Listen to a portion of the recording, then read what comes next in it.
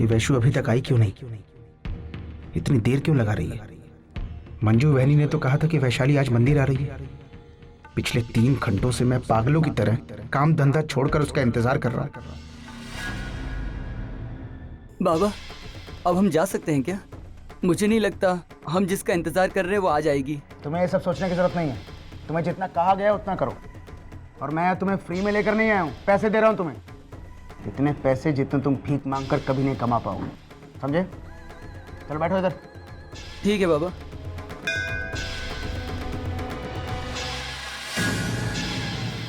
ये सब उस मंजूषा की वजह से हो रहा है। उसी ने कहा था कि वो मंदिर आने वाली है। एक तो पैसे की बर्बादी, ऊपर से समय की खोटी। अभी खबर लेता हूं उसकी।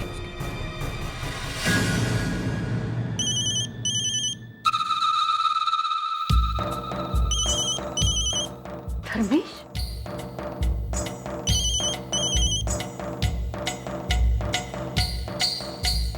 हाँ धर्मेश, मुझे तो लगा था कि तुम्हें वक्त ही नहीं मिलेगा बात करने का।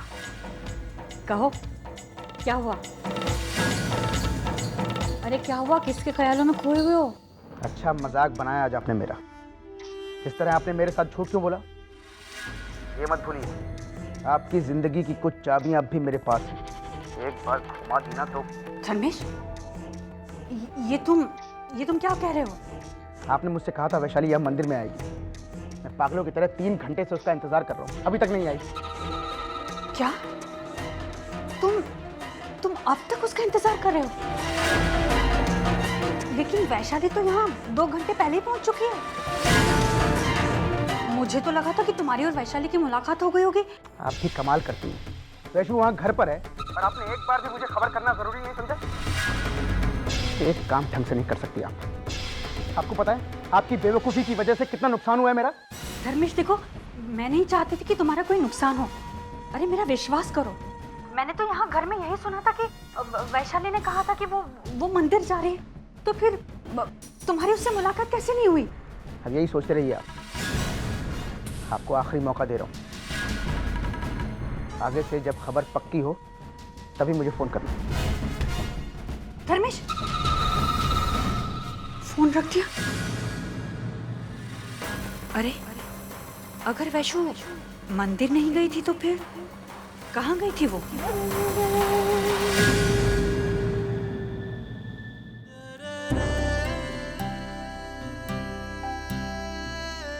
अनुभव का काम कैसा चल रहा है?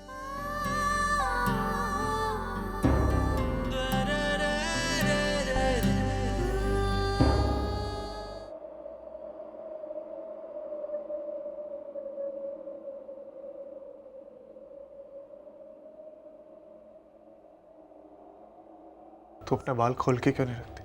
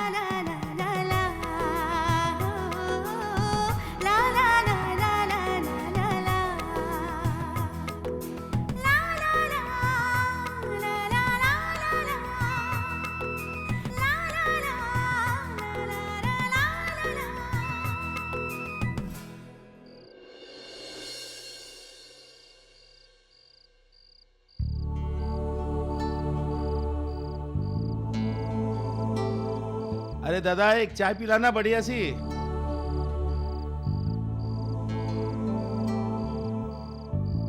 अरे शेखर क्या बात है, आज देर कर दिया आते आते? मेरी इस खास दवा के लिए देर हो गई। खैर तुम अपनी सुनाओ, क्या हाल है?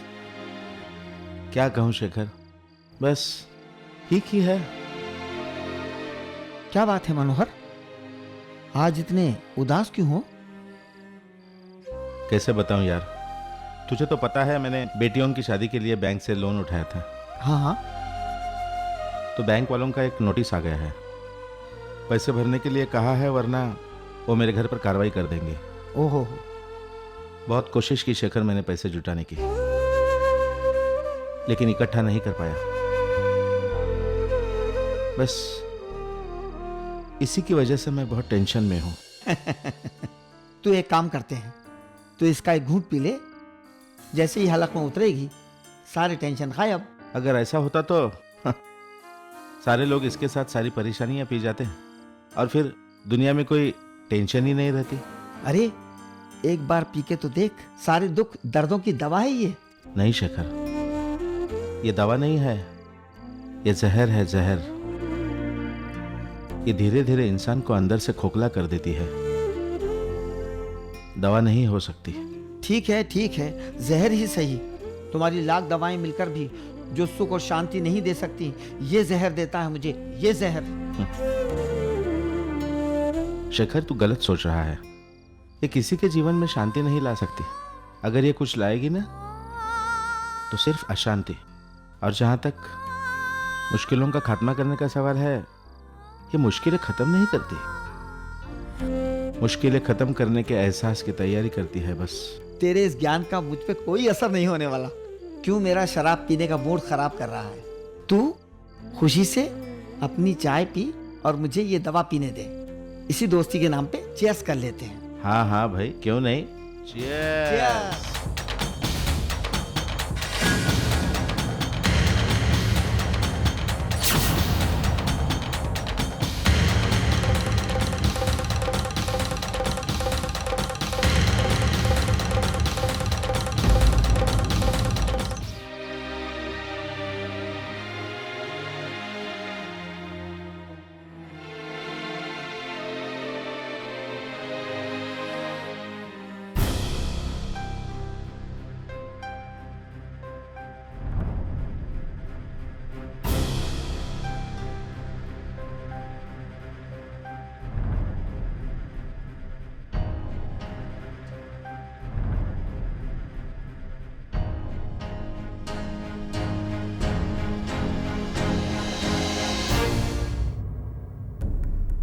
अहो, कहाँ थे आप रात भर? सुलोचना, ये तुम मुझसे क्यों पूछ रही हो? क्या तुम्हारे लाडले बेटे ने तुमसे कुछ कहा नहीं है?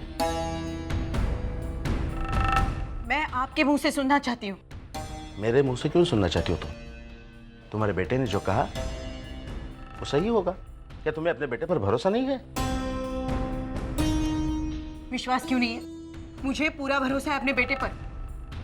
लेकिन इतने साल मैंने आपके साथ गृहस्थी बिताई और मुझे यकीन नहीं हो रहा है कि इंसान को पहचानने में मैंने इतनी बड़ी गलती। शी, कैसी बदबू आ रही है। इसका मतलब आप वाकई में शराब पी कर आए हैं? हाँ।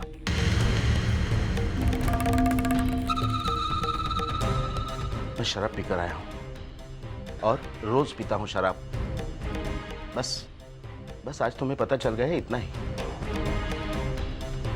तुम सबको पता चल गया, अच्छा हुआ। रोज की इस आग मिचोली से मैं भी तंग आ गया था। बाबा, ये क्या कह रहे हैं आप? शराब पी कर आए आप? आपको शराब नाम से नफरत थी, ऐसे कैसे कर सकते हैं आप? मुझे तो यकीन नहीं हो रहा कि बाबा आप शराब पी कर आए हैं। यकीन तो मुझे भी नहीं हो रहा था वैशु, जब तक मैंने खुद अपनी आंखों से बाबा को शराब पीते नहीं देखा। ओह, क्यों कर रहे हैं ये सब आप? शराब की इतनी गंदी आदत आपको कैसे लग गई? क्यों आप अपनी जिंदगी बर्बाद करना चाहते हैं? क्यों? मैं अपनी जिंदगी बर्बाद वगैरह कुछ नहीं कर रहा हूँ, बस अपनी मर्जी के मुताबिक अपनी जिंदगी जी रहा हूँ। मुझे नहीं लगता कि आप में से किसी को इस बारे में एतराज होना चाहिए। मेरे बारे में फिक्र करने की जरूरत नहीं है। अगर तुम्हें सचमुच फिक्र हो रही है ना, तो प्लीज, मुझे मेरी जिंदगी की फिक्र है, लेकिन उसके साथ साथ वो जिंदगी किस तरह से जीनी है, ये तय करने का पूरा पूरा हक भी है मुझे।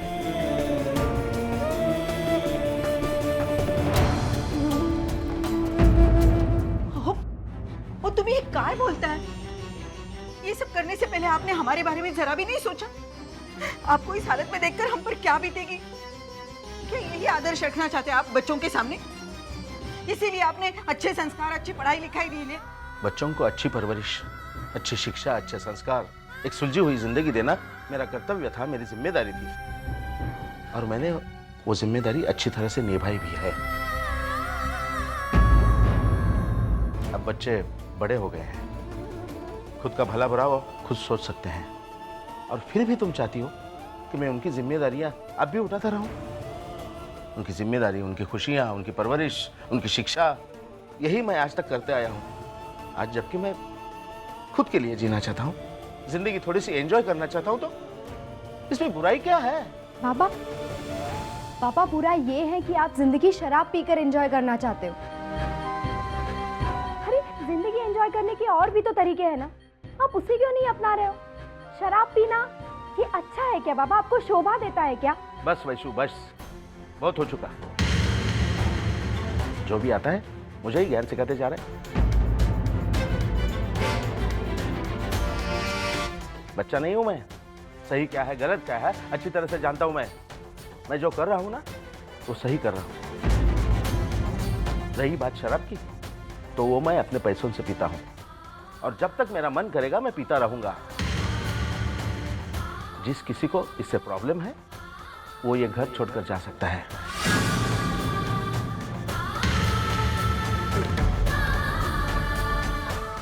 अगर आप सबको मेरी फिक्र हो रही है ना, तो जाओ बाहर जाकर पैसे कमा के लाओ और इस घर की जरूरतों को पूरा करो।